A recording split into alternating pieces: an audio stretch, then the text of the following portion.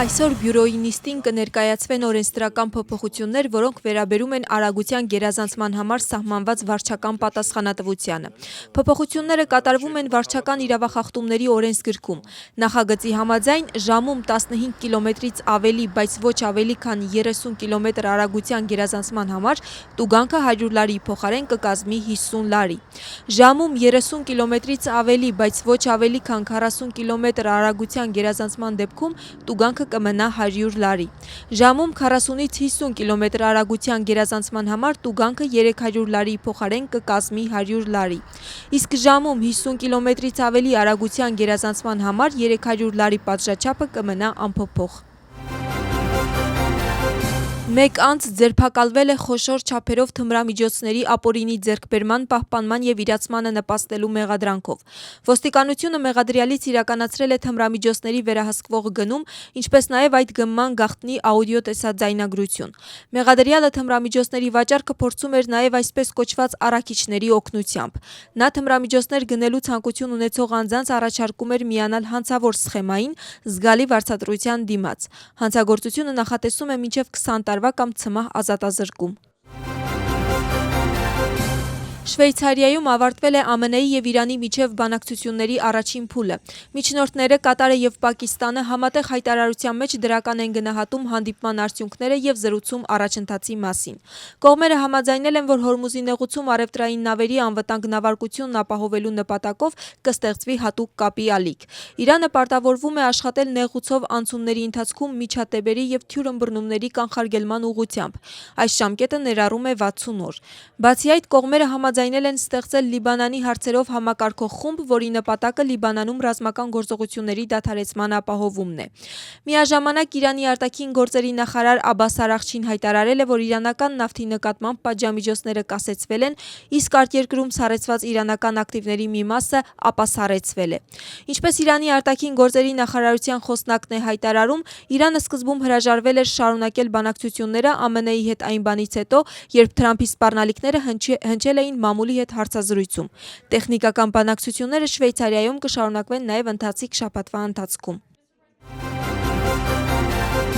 Թրամփի խոսքով Մեծ Բրիտանիայի վարչապետը հրաժարական կտա։ Դոնալդ Թրամփը սոցիալական ցանցում գրում է, որ Քիր Սթարմերը ձախողումներ է ունեցել երկու կարևոր ոլորտներում՝ ներգաղթի եւ էներգետիկայի հարցերում։ Ավելի վաղ լրատվամիջոցները հայտնել էին, որ Քիր Սթարմերը հնարավոր է այսօր հայտարարի իր հրաժարականի մասին, քանի որ կորցրել է իշխող լեյբորիստական կուսակցության անդամների վստահությունը։ Գիշերվա ընթացքում Մոսկվայի վրա իրականացվել է անօդաչու թռչող սարքերի հարձակում։ Պաշտպանության նախարարության օդային ուժերը ոչնչացրել են դեպի Մոսկվա շարժվող անօդաչու թռչող սարք։ Վթարի վայրում աշխատում են արտակարգ իրավիճակների ծառայությունները, նշում է Մոսկվայի քաղաքապետը։ Ռուսական լրատվամիջոցների տեղեկություններով հարձակման պատճառով Մոսկվայի երկու միջազգային օդանավակայաններում աշխատանքը դադարեցվել է։ Տեղեկության համար, անցյալ շաբաթ Ուկրաինան երկու անգամ անօդաչու թռչող սարքերով հարձակում էր իրականացրել Մոսկվայի նավթավերամշակման գործարանի վրա։ Գուրիայում Օզուրգեթիի եւ Լանչխութիի անտառային տեղամասերում իրականացվել է անտառների վերականգնման լայնածավալ ծրագիր 18 հեկտար տարածքի վրա։ Հողի պահպանության եւ էկոհամակարգի ամրապնդման նպատակով տնկվել է մոտ 15000 տնկի կարմիր գրքում գրանցված իմերական եւ շագանակատերև կաղնու, ինչպես նաեւ թխկու եւ ակացիայի տեսակներից։ Ընթացիկ տարում ազգային անտառային գործակալությունը նման միջոցառումներ կիրականացնի երկրի 9 տարածաշրջաններում լրացուցիչ 2600 հեկտար տարածքի վրա։ Միաժամանակ Թինա Բոկուչավան հայտարարում է, որ ինքը դեմ էր, որ կուսակցությունը մտներ ընդդիմության դաշինք, սակայն համաձայնել է Սաակաշվիլիի որոշմանը։ Բնականաբար տեղյակ էր այդ հարցից եւ այն նրա հետ բավական մանրամասն քննարկվել էր, գրում է Բոկուչավան։ Նա նաեւ նշում է, որ դաշինքին միանալուց 2-ից 3 ամիս անց ցուցադրական կերպով այն լքելը համարում էր անհետեւողական քայլ։